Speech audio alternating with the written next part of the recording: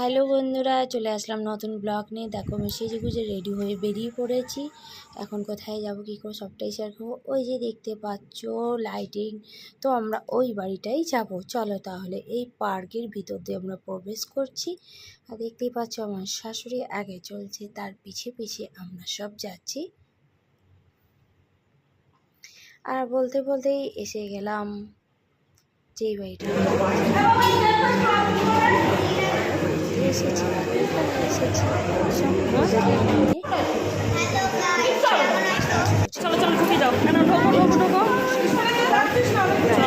বাড়ি থেকে যাচ্ছি পোলাও, আলুর দম, চিলি পনির, যেটা রসুন পেঁয়াজ ছাড়া।